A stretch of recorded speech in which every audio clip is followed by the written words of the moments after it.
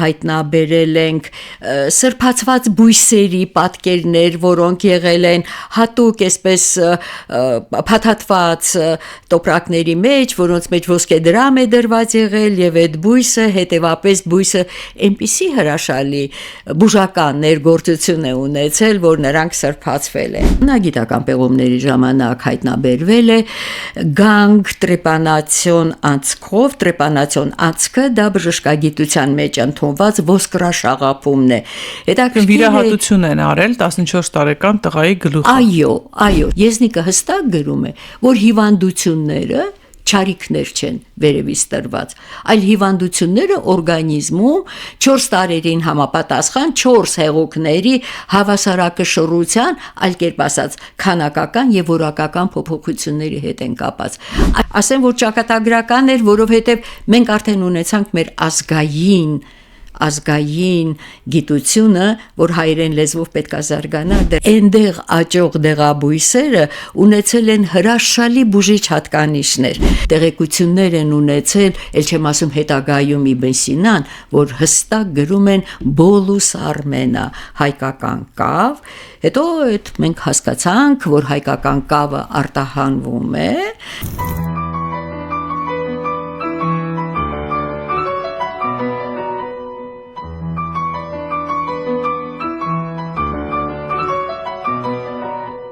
Հանրային ռադիոյի եթերում Արարատյան հայրապետական թեմի ինքնություն հաղորդումն է, բարև ձեզ, ես Նոյեմին եմ։ Սիրելի ունկնդիրներ, որքան մարդն ապրում է այս երկրագնդի վրա, այնքան ունի առողջության հետ կապված խնդիրներ, եթե աստվածաբանական տեսակետից նայենք, ապա դրախտից վտարվելուց հետո մարդը սկսեց հիվանդանալ եւ առասպելներն ասում են, որ երբ Ադամը հիվանդանում էր, գնում էր դրախտի դարպասների մոտ, հրեշտակներին խնդրում էր ինչ որ մի դեղ տան, որ ինքը բուժվի, ապաքինվի եւ նաեւ հավիտենական կյանք ունենա։ Նման պատմություններ առասպելներ շատ կան մեր մշակույթի մեջ, նաև ոչ միայն Ադամին, այլև տարբեր ժամանակներում տարբեր հերոսներին վերագրվող, բայց բժշկագիտությունը Հայաստանում ունի իր սեփական պատմությունը։ Անցել է երկար հազարամյակների մի պատմություն, մի ընթացք, որը նախաքրիստոնեական շրջանից այսօր եկել հասել է մեզ։ Այս մասին այսօր խոսելու ենք Դոնարա Կարապետյանի հետ, ով Մատենադարանի Մեսրոպ Մաշտոցի անվան հին ձեռագրերի Մատենադարան ինստիտուտի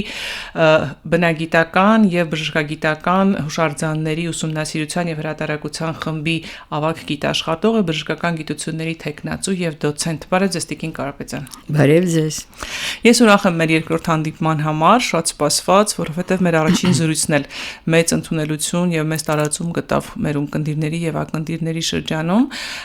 բայց քանի որ անցած անգամ նախաբանը տվեցինք, այս անգամ գանք արդեն ավելի ծավալուն, ավելի բուն նյութի հետ խոսենք։ Նախատեսել եմ, որ խոսենք միջնադարյան հայկական բժշկագիտության, բժշկական պատմության մասին, բայց թերևս պետք է սկսել ամենասկզբից նախաքրիստոնեական շրջանից։ Մենք ունենք ապացույցներ, փաստեր, վկայություններ, գրավոր եւ ոչ գրավոր հուշարձաններ այս մասին։ Շատ լավ, ես շատ ուրախ եմ նորից հանդիպել ձեզ հանրային ռադիոյի տաղավարում, որովհետև այն ամենը, ինչ կապված է միջնադարյան գիտության եւ մշակույթի պատմության հետ, մասնավորապես մինչև նորագույն շրջան, բնականորեն մեր հանրությանը ես կարծում եմ հետաքրքրում են, երբ դուք նշեցիք, որ առաջին հաղորդումը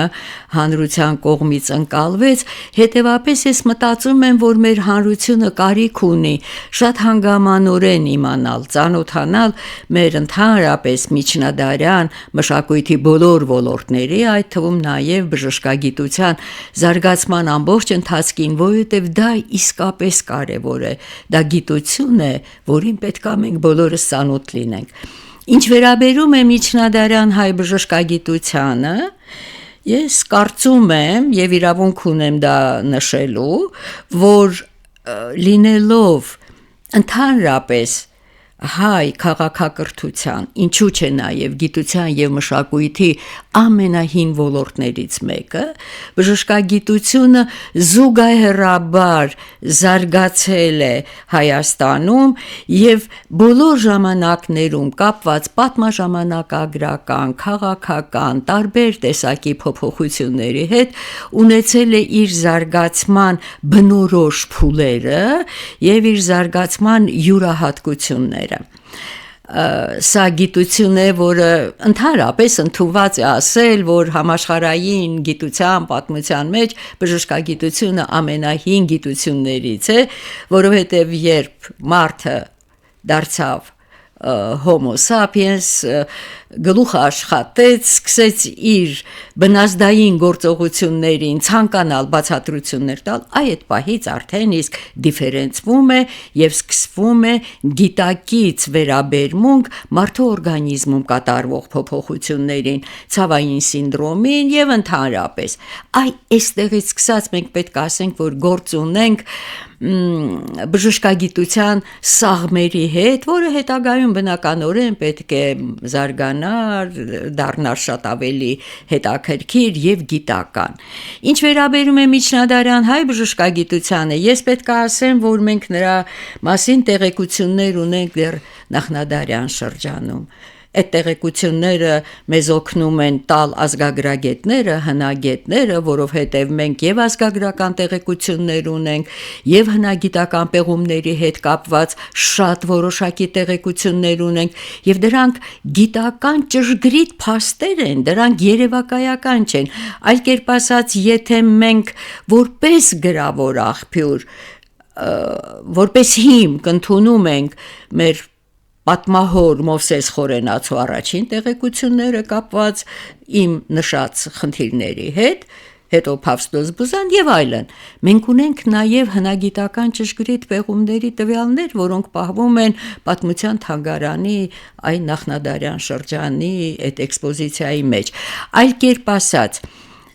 հստակ տեղեկություններ կան, որ Քրիստոսից առաջ արդեն 8-րդ դարում մենք Հայաստանում հնագիտական պեղումների ժամանակ հայտնաբերել ենք սրբացված բույսերի պատկերներ, որոնք եղել են հատուկ այսպես փաթաթված տոպրակների մեջ, որոնց մեջ ոսկեդրամ է դրված եղել եւ այդ բույսը, հետեւապես բույսը այնպիսի հրաշալի բուժական ներգործություն է ունեցել, որ նրանք սրբացվել են։ Դե հետո ես կանրադառնամ Լոշտակին որպես սրբացված բույս Խորենացու վկայությամբ ամբողջ Սոսյաց անտառն է սրբացված եղել, որովհետև այնտեղ աճող դեղաբույսերը ունեցել են հրաշալի բուժիչ հատկանիշներ։ Ուզում եմ ասել, Սոսյաց անտառների սոսանվերն ենք ունեցել, որը եւ ինքն էլ նվիրված է եղել այդ անտառներին, չէ՞։ Այո, այս հանգամանքը մեր պատմիչները նշել են։ Իսկ ինչ վերաբերում է ավելի ճշգրիտ, իրական պեղումներից ստացված տվյալներին կապված բժշկագիտության ինչ-որ խնդիրների հետ, մենք 8-րդ դարում Քրիստոսից առաջ ունենք ուրարտական շրջանն է սա, ունենք 14 տարեկան տղա երեխայի հնագիտական պեղումների ժամանակ հայտնաբերվել է գանգ տրեպանացիոն անցքով, տրեպանացիոն անցքը դա բժշկագիտության մեջ ընդունված ոսկրաշաղապումն է։ Վիրահատություն են արել 14 տարեկան տղայի գլուխը։ Այո, սա իհարկե արվել է ոչ թե վիրահատական նպատակով, այլ սա կապված է ամենայն հավանականությամբ էպիլեպսիա հիվանդությամբ տառապող երեխայի հետ, որը ունեցել է ցնցումներ եւ պատկերացումները։ Ես ուզում եմ ասել, որ ի սկզբանե արդեն իսկ բժշկագիտության զարգացման ընթացքում զուգահեռաբար ի սկզբանե մենք ունեցել ենք երկու հստակ ուղղություններ Եվ խնդիրը նա է, որ այս երկու հստակ ուղղությունները, որով պետք է զարգանար այս ահռելի գիտությունը, մինչև այսօր նույնն են։ Այլ կերպ ասած, մենք ունեցել ենք իրական, ռեալ, դոգմատիկ բժշկագիտություն, եւ հիմքը որն էր, արդյոք ինչպես էին անցալում մարդու օրգանիզմում կատարվող փոփոխությունները կամ հիվանդությունները, ինչ սկզբունքով էին նրանք դա անցալում եւ սրա հետ կապված ինչպես պետք է բուժեին։ Եթե իրական պատճառները, որը բժշկագիտության մեջ ընդունված է անվանել էտիոլոգիա, մենք շատ սիրուն հայերեն անուն ունենք ախտածագում, հիվանդության ծագում,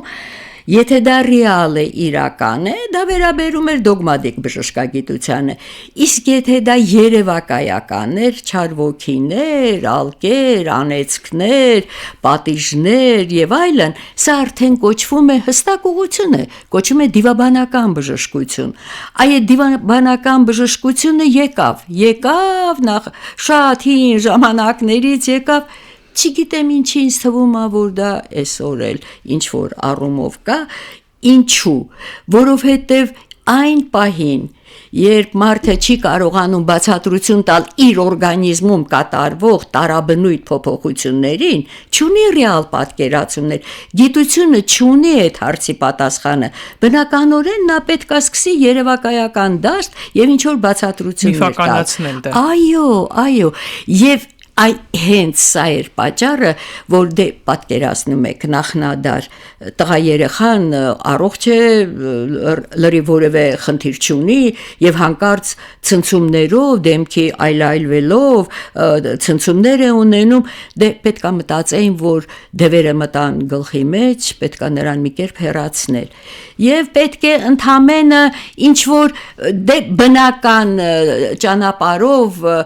քթով, բերանով, չգիտեմ, ականջով որոշում էին, որ դա կարելի է հանել, դրա համար տարբեր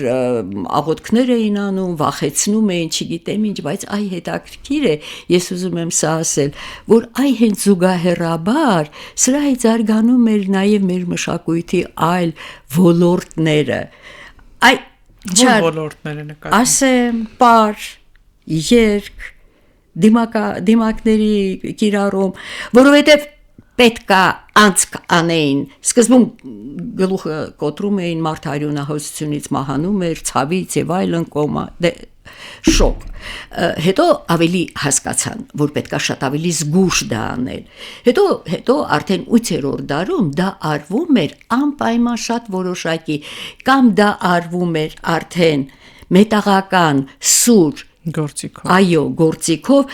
առաջ անում էին սուր եզրեր ամուր փետուրներով, գագաթոսկրի վրա էին անում, բայց այս գանգոսկրը, որ հայտնաբերվել է, քունքոսկրի վրա է եւ շատ հետաքրքիր է, որ կողքի ոսկրերը հետաքրքիր է, ճեղքվածքներ, կոտրվածքներ չունեն, այո, եւ դրա նպատակը դա էր չար ոգուն տեղից հեռացնել, ես չեմ ուզում այնքան բան ունեմ ասելու սրա հետ կապված, ավելի հանգամանորեն ասել, եւ նրան նստեցնում էին, հետո արդեն ինչ որ տենց խարույկ էին անում, շուրջը գոռում, գոչյունով, դոփյուններով։ Այդ խարույկի ներկայությունը օրինակ կարող էր, ինչպես օրինակ ընդունված է համարել, որ խնկի հոտը հակասեպտիկ հատկություն ունի, որ ինչ որ բորբոքումներ չգնան, վարակներ չառաջանան։ Շատ հավանական է, գիտեք ինչ, ավելի որոշակի տեղեկություն չկա մեր աղբյուրներում, բայց դա շատ հավանական է, որովհետև այլ կերպ ասած պետք էր դևը չար ոգին մարդու գլխից դուրս գար, սա էր հիմնական խնդիրը, հետո տեսան, որ չէ, սկսեցին նրան ավելի շատ վախեցնելու համար, գիտեին չէ, շրջակա միջավայրում, որ բույսերն են, որ ներք են տալիս, որ բույսերն են, որ կարող են մարդուն քնաբեր լինել, ցավազրկող լինել եւ այլն, սրանք։ Այսինքն տիկին Դոնարատ ճիշտ եմ հասկանում, որ բացի թերապևտիկ բժշկությունից, որ բույսեր, դեղաբույսեր, հանքանյութեր կարող են օգտագործվել բժշկության այս կամ այն խնդիրը առողջական այս կամ այն խնդիրը լուծելու համար, այլ նաև վիրահատական այդ միջոցներն էր օգտագործում։ Դե պարզ է, որ գլխի պարագայում մենք կարող ենք տեսնել, որտեղ ոսկորը պահպանվել է, բայց գուցե նաև որովայնային վիրահատություններ կամ այն վիրահատություններ են արել։ Շատ հավանական է, որովհետև վիրաբուժական միջամտություններ արդեն հին արևելքում արվում էր, մասնավորապես հնդիկները, նույնիսկ նրանք միջին գծով կտրվածք էին անում, դե հին արևել Քրիստոսից 3000 տարի առաջ բարձր բժշկական մշակույթ եւ այնտեղ վիրահատական գործողություններ են արել եւ այդ կարը շատ հետաքրքիր էր, դուք ինձ հուշեցիք սա ասել, որովհետեւ սա ուղղակի հետաքրքիր է, որովայնի խորոչի մեծ օրգանների վրա վիրահատություններ անելուց հետո դա միջին գծով կտրվածք են անում, աբդոմինալ կտրվածք, եւ դա պետքա կպներ, չէ՞, ի վերջո կարը չկար, եւ նրանք ինչ էին անում, գիտեին, որ մրջյուններ կան, շատ մեծ սև մրջյուններ, այդ մրջյուններին տեղադրում էին այդ կտրվածքի երկու կողմերում, նրանք գծում էին այդ գլխիկները մնում էր վերքի մեջ եւ շրտերը մաշկի կպնում էր եւ այնտեղ մի հատ սև գիծ էր առաջանում, այլ կերպ ասած վիրահատական գործողությունների կիրառումը դեռ եղել է, իսկ հայերը տեղյակ են եղել դրան, բնականորեն տեղյակ են եղել, եւ ես կարծում եմ, որ մեր հնագիտական պեղումների ժամանակ էլի շատ բաներ կհայտնաբերվեն, ես չգիտեմ, բայց սա փաստ է։ Մենք ունենք օրինակ այդ ձեր ասած հին հնդկական վեդաներից, մնացած ինչ որ բաներ այուրվեդաներից, տարբեր բժշկական ինչ որ բաներ, որոնք հուշում են, որ իսկապես հայերը տեղյակ են եղել, գործածել են, կիրառել են։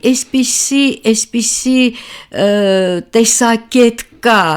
որ հայերը տեղյակ են եղել հնդկական բժշկությանը, որովհետև մեր կիրառական բժշկության մեջ մենք հանդիպում ենք այնպիսի տեղեկությունների, որ գալիս է հին հնդկական այուրվեդաներից։ Կապը բնականորեն տրամաբանական է, նրանք տեղյակ են եղել եւ ի սկզբանե նրանք Չինաստանի հետ են, չէ՞, կապեր ունեցել եւ չինական բժշկության հետ էլ, այնպես որ պատահական չի, որ ավելի կատարյալ, ինչ ասեմ, մեզ համար վերածննդային շրջանում, մեր արդեն գիտնական բժիշկների աշխատություններում, մենք արդեն տեղեկություններ ենք ունենում, թե չինական, թե հնդկական բժշկության այս կիրառական մեթոդների հետ անոթազարկ է, պուլսոդիագնոստիկա է, կամ չգիտեմ, աչքի հիվանդությունների հետ կապված խնդիրներ, այսինքն մինչև Հիպոկրատ, որ ես ամբողջ արդեն կարարվել եմ բժշկությունը, ես կարծում եմ նրանք ծանոթ են եղել նաև դրանից վաղ էլի ինչ որ աղբյուրների, կապված զուտ շփումների հետ, դա եղել։ Եվ նաև ունենք բան, չէ, նույն Ստրաբոնը Հայաստանի մասին գրելիս Հայաստանում անցած իր նոթերը թղթին հանձնելիս, էլի հիշատակում է հայկական բժշկագիտության պատմությանը վերաբերող գանձեր։ Այո, դա շատ հստակ է Քսենոֆոնում, նա շատ հետաքրքիր Անաբասիսում Քսենոֆոնը, նաև Ստրաբոնը, նաև Տակիտոսը, այդ հույն պատմիչները իսկապես շատ հետաքրքիր տեղեկություններ են հայտնում, որովհետև օրինակ Քսենոֆոնը կայսրի հետ այդ պատերազմական գործողություններին մասնակցում էր եւ գրի էր առնում բոլոր այդ նրա նպատակը կայսրի պատերազմական գործողությունների ճշգրիտ գրի առնելն է եւ նա իր Անաբասիս վեպում գրում է, որ մենք անցանք նաեւ մի տարածքով, խոսքը վերաբերում է հին Հայաստանին, որ մենք անցանք այդ տարածքով եւ շատ հետաքրքիր ժողովուրդ էին, աշխատասեր, կա Անաբասիսում հստակ գրված է այդ մասին, եւ նրանք ունեին արհեստավարժ բժիշկներ եւ հետաքրքիր է, որ այդ բժիշկները ռազմի դաշտում օգնություն էին ցույց տալիս ոչ միայն իրենց վիրավոր զինվորներին, այլև մեր զինվորներին։ Կարմիր խաչի ծառայություն էին մատուցում։ Իսկապես շատ հետաքրքիր է դա։ Եվ նա գովում է հայկական քնջութը, հայկական խեժերը, ել չեմ ասում ինչպիսի գովեստի խոսքեր է ասում հայկական գարեջրի մասին, ասում են մեր զինվորները խմում էին մուգ գույնի, փրփրախառն մի հեղուկ, որը հրաշալի էր, խոսքը գարեջրի մասին է, այնպես որ հույն պատմիչները Քրիստոսից առաջ 4-5-րդ դարի հստակ տեղեկություններ են տալիս պատմական Հայաստանի իսկապես բուժիչ բույսերի, կենթանական ծագման պրեպարատների, ել չեմ ասում հանքային, որովհետև մենք հստակ ուսումնասիրված տեղեկություններ ունենք, որ նախնադարյան Հայաստանում կիրառելի են եղել ոչ միայն մեր հարուստ, մասնավորապես այրարատյան դաշտավայրի բուսական ֆլորան, որպես դեղամիջոցներ, այլ նաև հանքային ծագման պրեպարատները։ Իսկապես խոսքը վերաբերում է մասնավորապես հայկական կավին, այդ Բոլուս Արմենան։ Մենք հստակ տեղեկություններ ունենք, որ նույնիսկ հանճարեղ Հիպոկրատը, նաև Գալենը տեղեկություններ են ունեցել, ել չեմ ասում հետագայում Իբն Սինան, որ հստակ տակ գրում են Բոլուս Արմենա, հայկական կավ, հետո այդ մենք հասկացանք, որ հայկական կավը արտահանվում է Վանաձովի հատակից, դա շատ հետաքրքիր բուժական հատկություններ ունեցող կավ է, մուկշիկագույն, Մնջոյանի Նուրբ օրգանական քիմիայի ինստիտուտում հետազոտվեց, ուսումնասիրվեց նրա բաղադրությունը, որովհետև այսպիսի լայն բուժական սպեկտր ունեցող միջոցը պետք է ունենար անպայման նաև այնպիսի բաղադրություն, որ կարող հնարավոր լինել դա դարձնել բուժիչ միջոց, որովհետև հայկական կավը կիրառում էին թե ներքին, թե արտաքին օգտագործման համար։ Բայց նաև օգտագործում են, եթե չեմ սխալվում, մկնդեղ, օգտագործում էին սնդիկ, չէ՞, կարմիր, կանյութ, այո, իհարկե, դրանք իսկապես նաև ալմազ, օրինակ մեր Մխիթար հեռացին ունի բուժիչ քարերի վերաբերյալ գրառումներ, ճիշտ է, մեծ գործ չի, բայց այնուամենայնիվ նա կենտրոնացել է Ամիր Դովլատ բժշկապետը կրկին հիվանդությունների կլինիկայից հետո երբ անցնում է թերապիային, այսինքն բուժմանը, շատ հաճախ տարբեր հիվանդությունների բուժման մեծ բաղադրություն ունեցող բուժամիջոցների մեջ մենք տեսնում ենք թե հանքային ծագման, թե օրգանական, որովհետև նրանք հասկացան, որ օրինակ արյունն էլ օրգանական պրեպարատ է, մարդը մեծ արյունահոսությունից հետո նրան տալիս են լյարդ, չգիտեմ, փայծաղ, որ արյան վերականգնման համար, այս ամբողջը հենց կոչվում էր օրգանոթերապիա, այսինքն օրգանական ծագման բուժամիջոցներով բուժել մարդուն։ Բժշկական գիտությունը գիտելիքը ինչպես մնացած բոլոր ոլորտներում եւս ուսուցիչ աշակերտին փոխանցվելու ճանապարհով ապրելը երկար դար էր։ Բայց երբ որ արդեն մենք անցանք կոնկրետ գրավոր մշակույթի, խոսքը միայն սեպագրերի կամ մեհենագրերի մասին չի, երբ որ 5-րդ դարում արդեն մենք անցանք գրավոր մշակույթի մաշտոցյան ոսկե դարի ժամանակաշրջանում, արդյոք այդ ժամանակ արդեն կարևոր էր բժշկագիտական գիտելիքը եւս հայկական իրականության մեջ, ինչքանով կարևորվեց դա, թե միայն աստվածաբանականներ կարևոր շրջանում։ Այո, չէ, գիտեք ինչ, այստեղ շղթան պատմական շատ տրամաբանական կերպով գալիս հասնում է մինչև Մաշտոցյան գրերը, որովհետև մինչև այդ մենք ունեինք իսկապես մշակված բժշկագիտություն, միայն այն հիվանդանոցային գործը, որ արվեց քրիստոնեության պետական կրոն դառնալուց հետո ներսեց մեծ վեհափառի ջանքերով, դա հսկայական նյութ է ընկալելու համար, թե ինչպիսի առողջապահական խնդիրներ են կանգնած եղել մեր եկեղեցական գործիչների առաջ եւ պետական այրերի, որտեղ մենք տեղեկություն ունենք, որ 260 թվականին մինչև քրիստոնեության մուտքը Հայաստան Սուրեն Սալահունի իշխանիկին, Աղվիդա իշխանուհին, Արբենուտ կոչվող հանքային ջրերի տեղանքում կառուցել էր 35 մահճակալանոց հիվանդանոց, դա ընդամենը 260 թվականն էր, որտեղ եւ պատկերացնում եք հանքային ջրեր, որոնք բուժիչ հատկություններ ունեին, այնտեղ բուժվում էին բորոտները եւ ուրուկները, այսինքն այդ դաժան միլիոնավոր մարդկային զոհեր տանող սև ծաղիկը, բորոտությունը, ուրուկը բուժում են ունեցել իզոլացված պայմաններում, մեկուսացված մարդկանց այնտեղ բուժելու, այսինքն սա հսկայական առողջապահական խնդիր է, ոչ միայն օգնում էին տառապյալներին, այլև կանխում էին հիվանդությունների տարածումը։ Սուրբ Ներսես մեծն ինչ էր անում? Սուրբ Ներսեսի գործը իսկապես հսկայածավալ էր, որովհետև բոլոր այդ հեթանոսական տաճարների վայրերում, որ կառուցվեցին վանքեր, Ներսեսը 365 թվականի Աշտիշատի առաջին եկեղեցական ժողովի ժամանակ, որը նախագահում էր ինքը Ներսես վեհափառը, որտեղ եկեղեցականներից բացի կային նաև աշխարհականներ, այստեղ քննարկվում էր հայ ժողովրդի առողջապահական խնդիրները, այլ կերպ ասած, հայ ժողովրդի առողջապահության խնդիրները ի սկզբանե եղել են եւ մեր եկեղեցական մեծերի եւ պետական այրերի հոգացության առարկան։ Տիկին Դոնարա, ներսես մեծը երբ որ հիվանդանոցները կազմակերպում էր, հիմնադրում էր եւ այլն, նպատակը քրիստոնեական էր ուղղակի, որ այդ մարդկանց խնամքանային, թե շատ ավելի լայն ինստիտուցիոնալ համակարգային լուծում էր տալիս ոլորտին։ Ես համոզված եմ, որ դա շատ ավելի լայն էր, որովհետև խնդիրը ոչ միայն քրիստոնեական օգնության մարդկանց տառապանքները թեթևացնելուն էր ուղղված, այլ ուղղված էր առողջապահական խնդիրներին։ Այսինքն, գիտեք, երբ Ներսեսը նրանց համար ապաստարաններ, բորոտանոցներ կառուցեց,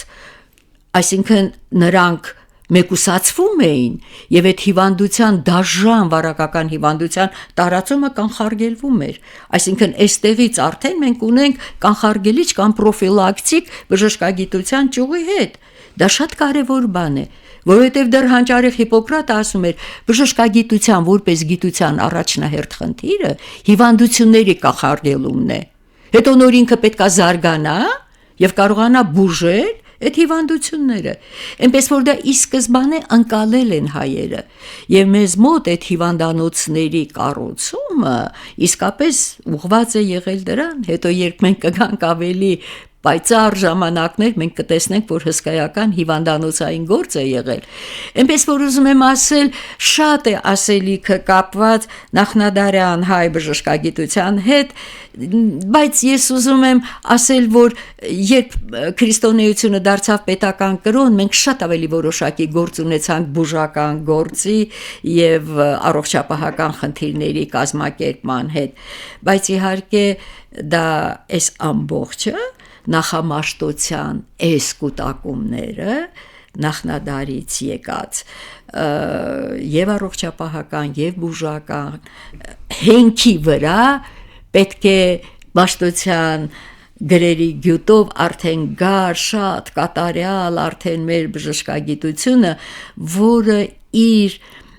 գիտական որակով գրեթե զուգահեռաբար գնում էր դեպի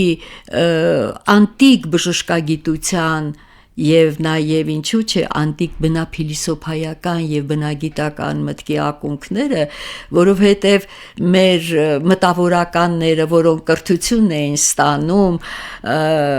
հունական դպրոցներում, կատարելապես տիրապետում էին հունարենին, արդեն սկսվեց այստեղ մի պայծառ հատված, որին մենք անվանում ենք, դա ընդունված է մեր գիտության պատմության մեջ կոչել ոսկե դար, խոսքը վերաբերում է 5-ից 7-րդ դարերին։ Եվ Դոնարա մինչև ոսկե դարին անդրադառնալ մի բան էլ է ուզում հարցնել, բժշկագիտության մեջ կա նաև մի ոլորտ, որ կոչվում է թունագիտություն, չէ՞։ Եվ ըստ առասպելների, մեզ ասած բանավոր նյութերի, Տիգրան Մեծի աները Միրդատը շատ լավ տիրապետում էր այդ թույների արվեստին եւ շատ լավ գիտեր Հայաստանում աճող բույսերի դրանց հատկությունների մասին եւ ինքը պատրաստում էր թույներ եւ իր մարմինն այնքան էր թույներով վարժեցրել, որ նույնիսկ երբ որ մահափորձ պիտի անեն կամ ինքը պիտի բաներ, թույնը չազդեց իր վրա։ Շատ ճիշտ է։ Արդյոք աներոջ այդ գիտելիքները հայկական բժշկագիտության վրա եւս տարածվում էին։ Կան, իհարկե, այդ թունավոր բույսերի եւ նրանց բուժիչ հատկությունների կիրառումը դա եղել է։ Ես հիմա եզնիկի մոտ կասեմ, որովհետեւ մենք բույսեր ունենք, որ եւ բուժիչ են եւ թունավոր են։ Նայած ինչ բաղադրությամբ եւ ինչ քանակությամբ են ընդունում։ Իսկ ինչ վերաբերում է Մեհրդատի թունաբանությանը, տոքսիկոլոգիան, դա մի ամբողջ գիտության ոլորտ է, որը ուսումնասիրվում է դեղագետների եւ թունաբանների կողմից։ Մեհրդատի կառուցած, ներողություն, պատրաստած հակաթույնը 72 բաղադրիչ է ունեցել։ Եվ դա այնպիսի հետաքրքիր ազդեցություն է ունեցել բժշկագիտական, որ տարբեր չափաբաժիններով Մեհրդատը դա ամեն անգամ ընդունում էր եւ իսկապես դուք ճիշտ եք ասում, թույն չէր ազդում նրա վրա, որովհետեւ արդեն օրգանիզմը այնպիսի հակաթունային միջոցներ էր առաջացրել, որ թույնը այլևս նրա վրա չէր ազդում։ Այո, այդ տեղեկությունները ունենք մենք մեր հայ բժշկագիտության մեջ եւ կոչում է նաեւ Մեհրդատի թույն, այնպես որ դա կիրառվել է, Ամիր Դովլատն էլ է նշում այդ մասին, մենք տեղեկություն ունենք դրա հետ կապված եւ ուզում եմ ասել որ հենց ոսկե դարում երբ ես հիմա մի քիչ կանրադառնամ Եզնիկ Կողբացուն կբերեմ նրա ասածը այդ թունավոր բույսերի ինչ չափով օգտագործումը կարող է բուժիչ լինել կամ ընդհակառակը թունաբեր լինել եւ ես ուզում եմ հենց այս շրջանը ասել որ դա բնականորեն կոչվեց եւ դա պետք է այդպես էլ լիներ թարգմանական շրջան որովհետև պետքա հայերը ծանոթանային անտիկ ամբողջ գիտության այս շտեմարանին եւ սա եղավ մեր այսինքն Մաշտոցը գրերը ստեղծեց հայկական Այբուբենը սա իսկապես ինչ ասեմ էլի ազգանվեր չեմ ասեմ որ ճակատագրական էր որովհետև մենք արդեն ունեցանք մեր ազգային գիտությունը, որ հայերեն լեզվով պետքա զարգանար, դրա հիմքը պետքա լիներ անպայման թարգմանությունները, դե բնականորեն առաջին Աստվածաշունչը պետքա լիներ այդ կատարյալ թարգմանությունը, բայց տեսեք, որ դրան զուգահեռ, որովհետև արդեն Եզնիկը 5-րդ դարի կես է, մենք ունեցանք բնափիլիսոփայական, բնագիտական եւ հատկապես փիլիսոփայական անտիկ շրջանի մեծերի աշխատությունների թարգմանություններ Տիկին Դոնարա, երբ որ մենք խոսում ենք ոսկե դարի մասին, խոսում ենք այն մասին, որ Մաշտոցյան Այբուբենի ստեղծումը փոխեց մեր ամբողջ ժողովրդի ճակատագիրը եւ 1620 տարիներ եւ ավելի պահում է մեզ հայ այդ ժամանակաշրջանում իհարկե ընդունված է ասել որ Մաշտոցի առաջ խնդիր էր դրված Աստվածաշունչը հայերենացնել որպեսզի քրիստոնեությունը հայերեն խոսի հայ մարդու հետ եւ Քրիստոսի պատգամները Քրիստոսի լույսը հայերեն մտնեն մարդու սիրտ բայց դրանից զատ մենք ունեցանք նաեւ ազգային ինքնության պահպանման այդ խնդիր եւ փաստորեն այդ խնդրի մեջ աստվածաբանական աշխարհագրական եւ տարբեր բնական գիտություններին զուգահեռ բժշկագիտությունը եւս կարեւորվեց եւ փաստորեն կան տեղեկություններ որ թարգմանական այդ շրջանում ոսկե դարում նաեւ թարգմանեն բժշկագիտական գրքեր Այո մենք տեղեկություններ ունենք որ այո եթե հստակ բժշկագիտական չեն պատառիկներ պահպանվել են Դիոսկորիդեսից, Հիպոկրատից, Գալենից, ես կասեմ այս մասին, բայց բնափիլիսոփայական, որը համարվում է բնագիտական, բժշկագիտական գիտության արմատը, հիմքը թարգմանվել են սրանք, այսինքն եթե Դավիթ անհախտը պետք է թարգմաներ Արիստոտել, Պլատոն, Զենոն, հետևապես դա պետքա դառնար հայ բնագիտական ու բնափիլիսոփայական մտքի իսկապես սկիզբը, որով պետքա գար արդեն մեր ազգային գործերը հայերեն լեզվով։ Ուզում եմ ասել, որ մինչև այդ թարգմանությունները մենք ունեցանք չգիտեմ նրա մասին շատ կարելի է բարձր խոսքեր ասել Եզնիկ Կողբացու մասին, որը վեհապար էր, որը փայլուն աստվածաբան էր քրիստոնեության ակունքներով սնված եւ տանդաշատ մարդ, որը մտավ նաև իր եղծաղանդոց, որ նվիրված էր մասնավորապես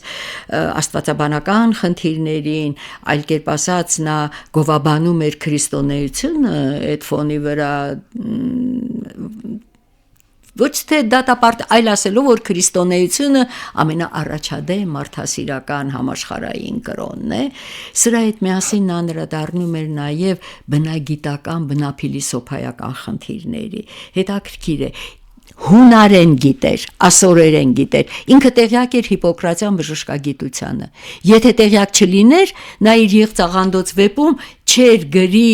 4 հեղուկների եւ 4 տարերի մասին Հիպոկրատյան այդ հսկայական տեսակետը, որը դարձավ գիտական բժշկագիտության հիմքը։ Եզնիկը հստակ գրում է, որ հիվանդությունները չարիքներ չեն վերևից տրված, այլ հիվանդությունները օրգանիզմում 4 տարերին համապատասխան 4 հեղուկների հավասարակշռության, այլ կերպ ասած, քանակական եւ որակական փոփոխությունների հետ են կապած։ Այսինքն ինքը կարդացել էր հունարեն լեզվով Հիպոկրատ, դեռ չունեինք թարգմանություն, եւ ինքը արդեն գրում էր այս մասին։ Եզնիկը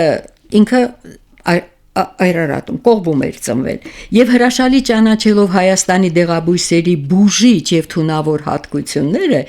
ինչպես նաեւ նրանց սիներգիկ ներգործությունը գրում էր։ Սա նրա խոսքերն է Եղծաղանդոցից։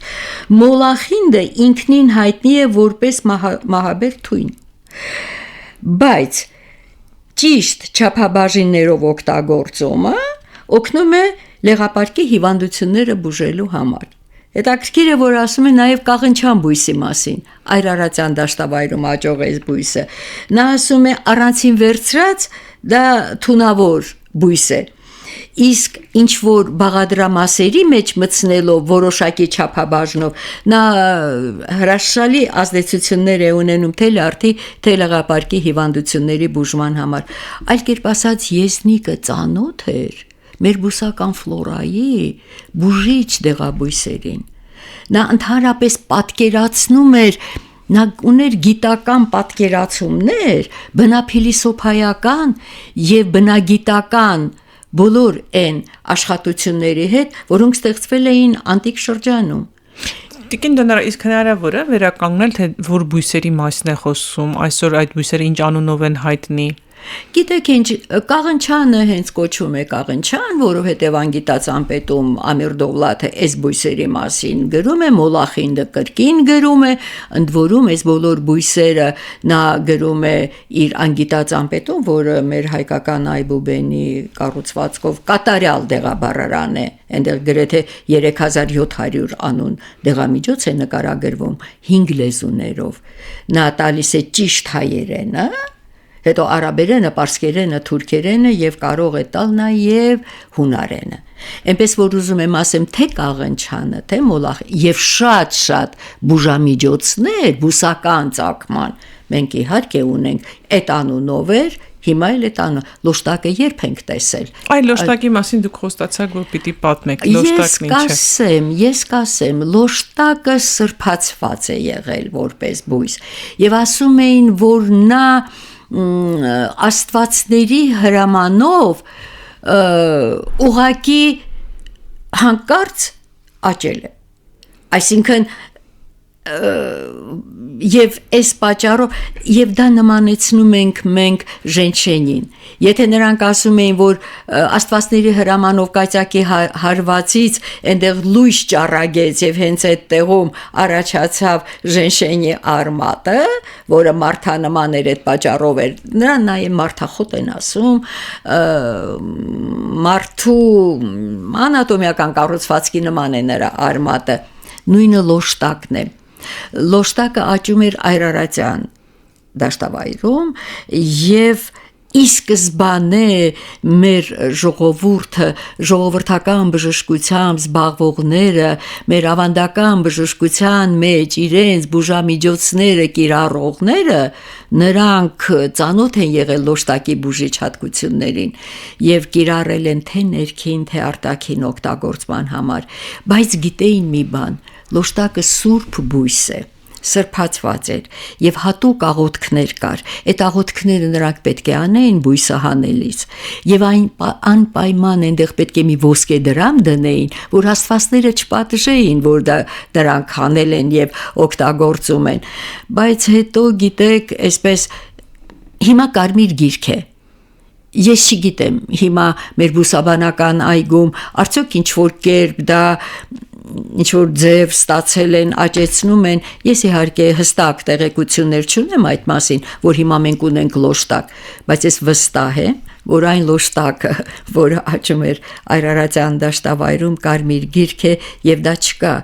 այս պատճառով նա եղել է սրբացված բույս, ինչու, որովհետեւ դա աստվածների պարգև էր, որովհետև նա բուժում էր բոլոր տեսակի հիվանդությունները եւ սա է պատճառը, որ մենք նրան նմանեցնում ենք չինական ժենշենի հետ։ Ամեն առումով են նրանք նման, տարբերություն չունեն, որովհետև եւ նրա բաղադրությունն է օրգանական ստեղծվել, ուսումնասիրվել եւ լոշտակինը, այլ կերպ ասած պարզվեց, որ դրանք իրենց մեջ ունեն վիտամինային բաղադրություն, ունեն ջերմիջեցնող, ունեն նույնիսկ հակաուռուցքային։ Այս բոլորը պարզվել է, գիտականորեն նրանց բաղադրությունը ուսումնասիրվել է եւ պարզվել է, այդ պատճառով էլ նրանք համարվում էին հրաշք բույսեր։ Հիմա դե ժենշենյա դեռ կա, ես չգիտեմ։ Լոշտակ հանդիպել չի ստացվել մեզ մոտ։ Չէ, ես գոնե չգիտեմ այդ մասին, սա է խնդիրը։ Տիկին Դոնարը ես ստիպված եմ ընդհատել, որովհետև մեր զրույցը պիտի շարունակենք, հեքիաթածոր գնում ենք, բայց ժամանակը սպառվել է, առաջարկում հաջորդ շաբաթվա թողնել մեր քննարկումը եւ ունկնդիրներին կոչ անել, որ անպայման շարունակեն լսեն։ Իսկ ես իմ ունկնդիրներին եւ ակնդիրներին հիշեցնեմ, որ այսօր տաղավարում ես զրուցում եմ Տիկին Դոնարա Կարապետյանի հետ, ով Մեսրոպ Մաշտոցի անվան հին ձեռագրերի Մատենադարան ինստիտուտի բնագիտական եւ բժշկագիտական հուշարձանների ուսումնասիրության եւ հրատարակության խմբի ավագ գիտաշխատող է, բժշկական գիտությունների թեկնածու եւ դոցենտ։ Ինքնությունը լսեք հաջորդ շաբաթ, որովհետեւ շարունակելու ենք Տիկին Դոնարայի հետ բժշկագիտության պատմության մասին մեր զրույցը։